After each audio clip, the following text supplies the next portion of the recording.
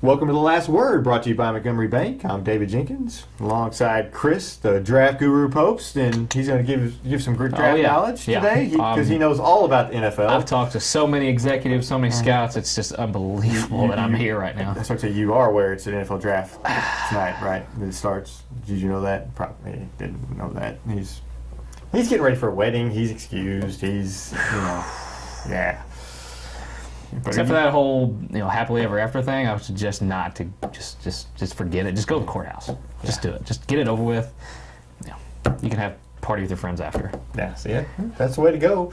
One thing we did do is we talked to Kony Ealy. It's nice to have the NFL draft and actually have someone local that we can kind of watch and is expected to be drafted and expected to be drafted early in the draft. And our show was there to interview Kony Ealy on Saturday whenever he was signing some autographs at New Madrid. And here's the interview. Hello and welcome to the very special edition of The Last Word, here on location with Kony Ealy, former New Madrid County Central star, former Mizzou star, and current NFL draftee. Kony, thank you for taking the time and talking with us today. And we're here to ask a few questions about your charity event and also about the very upcoming NFL draft. How are you feeling right now going in less than a week away? It still ain't hit me yet. I'm just taking it all in still. Definitely, it's a blessing to be able to be here and do things like this, and then also be able to participate in the draft. Just taking everything in each day.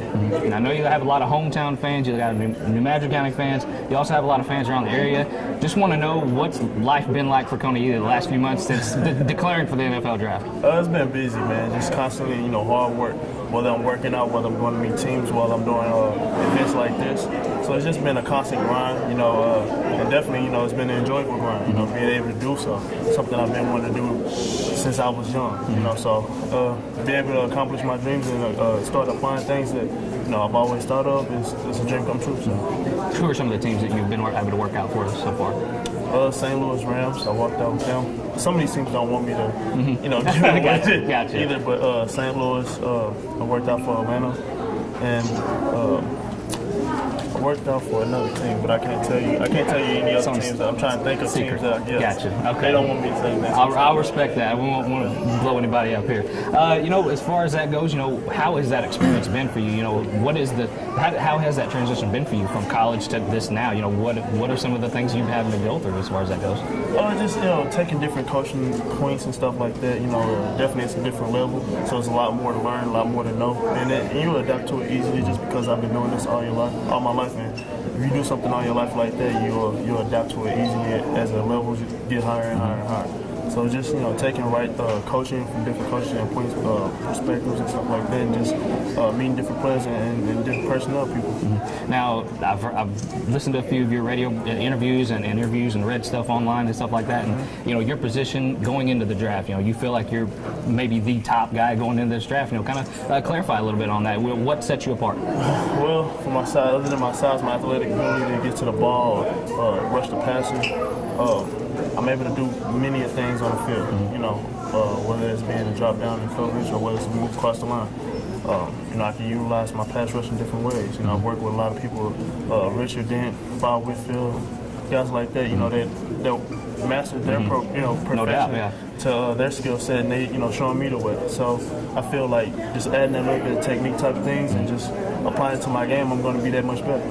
Do you have a preference, or is it just, hey, get me here, get me in the NFL? No, I really can't say I have a preference right now, just because I want to treat this as a professional, outlook on things. But definitely just to be blessed and be able to have that opportunity to be in the position that I am in, and have kids like around the region look up to me and say, hey, I know that guy, and I know I can do something like that one day. So that's really what's all in for me.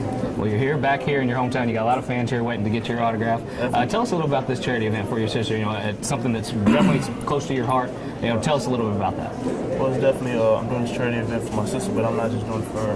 Like I said, I'm doing it for kids around the region so they can have different perspectives on meeting a guy like me and, where I come from and where I'm able to go.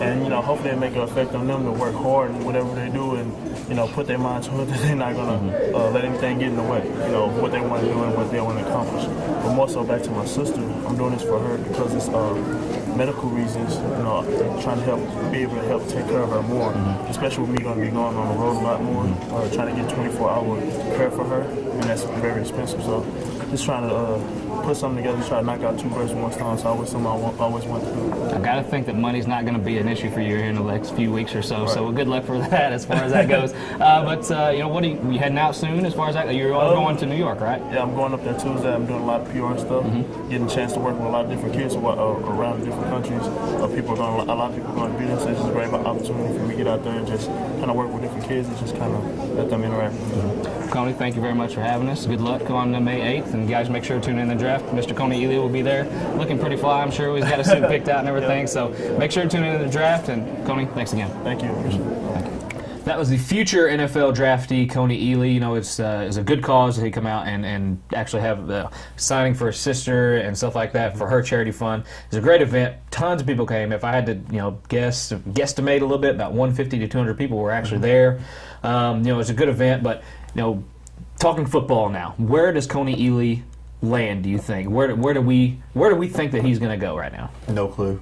We were talking, expert draft. Yeah, we were talking earlier. I've looked at 10 mock drafts, and they've got him at nobody has him in the same spot. Go through it real quick. Matt Miller from Bleacher Report, Dallas Cowboys at 16. Pat Kerwin, CBS Sports, 20 to Arizona. Mel Kiper of ESPN, 24 to Cincinnati. The Pride of Detroit, a mock draft thing at 25 to San Diego. Bucky Brooks of NFL Network, 27 to New Orleans. Rob Rang of CBS Sports, 30 to San Francisco, and Todd McShay of ESPN, 31 to Denver, and then there's several that didn't have him going in the first round at all. So I think nobody really knows where he's going to go. I'm going to root for whatever team he goes to. So I hate the Cowboys. So my guess right now would be 16 to the Cowboys. Well, he worked out with the Cowboys. They seem to have some interest. They're one of the few teams that actually publicly expressed interest in him. Them and the Rams, as I'll just throw that out there. Right. They've been on him. I remember the day after the SEC championship game, they were on him thinking, if he comes out, that Cowboys would be interested. So Cowboys have been on him for a while. Also, Ian Rappaport of the NFL Network said that if some teams are wanting to add 15 pounds to him, make him a defensive lineman. If that happens, then teams like the Rams, the Giants, and the Bears are all kind of in play as well. He would be a monster on that Rams defensive line. But I don't know where the Rams would come in, because they're not going to draft him at 13. That would be if they trade that number 2 pick and trade down. Maybe they might get him then. But I don't know where he goes. For right now, mid to late first round, possibly second round for him. I think if he does go in the later rounds, this just might be the hometown boy talking to me, but I think he's a steal in the second round. If he if he is available in the second round, he's definitely a steal as far as that goes, just because he's proven, in arguably the toughest conference, that he can get to the quarterback and disrupt some things. But like you said, whatever team he goes to, we're going to root for him, and just like I think everybody from around here is probably going to root for him as far as that goes. But he's such an interesting prospect to me because he has that option of either moving inside, playing outside, or dropping back and being a linebacker. I mean, he's so maybe that's why there's not really a set place for him right now. Right. I see him as a defensive end. I think that's where he's best suited for. That's where he played college. I think that's where he's best suited for. But if he was to add 15 pounds and play on the line, and was to get drafted by somebody like the Rams, the quickness that he has, you think 15 pounds is not going to change that much with the quickness he has, especially off the ball. So, he could be a monster defensive lineman in that sense. So, I think the sky's the limit for him. It's been nice seeing him develop. I've seen him since he was a freshman in high school, and I've watched him. And we heard about him in 7th and 8th grade. I think that may have even been before your time here. You heard about him in 7th and 8th grade, dunking a basketball, and just the athletic ability that he's had. He's such an athlete. It's been fun watching him progress and get better and better and better. And I just can't wait till tonight and see where he goes. And hopefully he goes tonight. If not, he'll go early in the second round. I think and I'm like you. I think he'll be a steal in the second round if he drops that far. The thing that is intriguing about me is that as much as he's changed physically, he hasn't changed up here at all. He's saying that humble. I say humble. It's kind of a this is what you get type of refreshing. No fake really. He just says what comes to his mind, and he's truthful. He's a truthful, honest guy, and he believes he's a top prospect. He believes he should go before Jadeveon Clowney, who everybody thinks is the monster of this draft. He believes that, and you want a guy that feels like that, I think. With that said, he's so passionate about his family, and he cares about people that are around. And you could just tell when people were there Saturday, people he hadn't seen in probably since his high school days. He'd take pictures, smile, and talk to the kids. You want to see that. Mm-hmm. It's a good feel good story for our guys around here, and that'll be a kind of a grand slam, if you will. Have the first local guy, if he does go the first round. We'll have a baseball guy who's went the first round. We'll have two basketball guys from around here that's went in the first round. Now we'll finally have our NFL guy that's went in the first round. So it'll be fun, and he's a nice guy to go along with it, and we root for him. Hopefully he goes tonight. I know I'm going to be watching, and I know you will be as well, and hopefully I know a lot of people in New Madrid are very curious as to where he's going to go. So hopefully, like I said, hopefully he goes and has a great career. I'm sure Jadeveon Clowney will go before him. He says that he's better than Jadeveon Clowney. Well, I hope what happens is Jadeveon goes before him, and he does everything, and Kony does everything in his power to prove that everybody was wrong, and hopefully that'll happen. And he's got that kind of work ethic from what we've seen at Mizzou. He got better every single year, and if he can continue to get better, then sky's the limit for him. I know we don't like to publicly admit it, but we are kind of Rams fans a little bit. You're kind of a Chiefs-Rams guy a little bit. Guy, yeah. You've been to more Chiefs games than you have Rams games. Is that correct? The Chiefs are better than the Rams lately, so yeah. Neither here nor there. But anyway, that's an argument to have later. Rams, where do they have? They're sitting there with the number 2 pick, number 13 pick. We kind of discussing that. I think.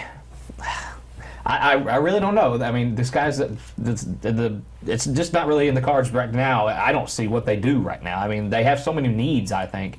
According to their GM, they don't have any needs, and that's why this number 2 pick doesn't mean anything to them. They can trade it. A number 2 pick means something. I think they trade it. If they do keep the number 2 pick, I think they go Greg Robinson. I think 13 they'll go with Clinton Nix, or from Alabama.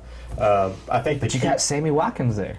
That's a sexy pick for Rams fans. It'd be a waste pick because Schottenheimer doesn't know what to do with him. Schottenheimer, unless it's halfback up the middle, halfback left, halfback right, he doesn't know what to do. So if you waste a pick if you get an athletic quarterback like Manziel, or you waste a pick if you get a big wide receiver like Watkins. Okay, well Texans don't pick Clowney. You got Clowney sitting there at number 2. What do you do? Do you take him and make sure that you have the best defensive line in the NFL ever? I think they would have to, but I think if Clowney's at number 2, then they're going to get some great trade offers, and they trade it, and I think that's what I think they should do, is trade that pick. I think in the second round you go get a quarterback like an A.J. McCarron, or somebody who's a game manager that can fit into the Schottenheimer system. That's not going to not going to kill you. But I got to bring it up. I heard and I read some things. The Rams love Johnny Manziel. You, on the other hand, again, it's a probably waste. Don't. I don't have a problem with Manziel. I think he's going to be a fine pro, but I think he's going to bring too much drama. But the main thing is with Schottenheimer's offense, it's a waste. Yeah. As long as Schottenheimer's the offensive coordinator, there's no imagination with that offense, and you're going to have Manziel wanting to do things. They're not going to get along. It's just going to be drama, and it's just not going to work. So what you're saying is, Rams' best option possibly is just to trade that pick. That's what I would do. I would trade the pick, trade down, and try to get some other pieces to fit. It would be the perfect storm whatsoever if Texans pass on Clowney, they get all kinds of trade options there, trade that pick, and then just build up some more. Because history's shown is just the more picks you have, the better you're going to be. Better it's going to be, and that's what that's what I would do if I'm the Rams. But I'm not the GM. You can turn two first round picks into possible four first round picks. Yeah, and you could get some great second round picks too. Yeah. Which is second, third round, you're going to get a lot of a lot of good players there too that are going to help right away. Media and we've put so much stock in these first round picks, thinking they're going to save their program, so to speak. The draft is one of those later rounds, and it just doesn't. The more picks you have, the Rams, I think you're better. Just trade it. Yeah. Just trade it. Clowney pass, trade it. Don't bite that apple. Don't bite that Clowney apple. He's going to be an Albert Haynesworth, but we'll move on to actual high school sports. Real quickly, we'll talk about the SEMO Conference baseball tournament where Kennett defeated Notre Dame. Poplar Bluff beat Saxon for third. More kind of shocking to me was Doug Still was named the Player of the Year in the SEMO Conference over Cavante Mitchell, who gets all the press. Doug Still, definitely a good player, good pitcher, good hitting very well this year. But just kind of a surprise to me that Doug Still was named. I wouldn't call it shocking. Doug Still is definitely a deserving player to win a Player of the Year, but I'm not sure. I'm kind of like you. I feel like Cavante is the guy in the SEMO Conference. He's that guy that everybody looks at like he's the best player in the conference. But Doug Still is a formidable pitcher. He already signed college. He's going to play next level. He's a great left-handed. His bat's come around too. He can hit the ball. It's just just one of the, I don't know. Honestly, you really couldn't go wrong with either. But if you had to give an edge, I'd give the edge to Cavante. They have one more week of regular season play before they start districts, and that's going to be a tough district, Class 4 District 1 with Kent, Notre Dame, and Sykeston. It's going to be at Sykeston. So they have one more week to kind of jockey for position there. We'll talk about that next week as we get into districts. We'll talk district baseball next week. So we just wanted to mention some high school baseball real quick, and we'll be back on with some more high school stuff next week on our show. Watch the draft. But watch the draft tonight on ESPN. Yes. And root for Kony Ealy, local kid. Yeah. Root for him. So we will see you guys next week on The Last Word.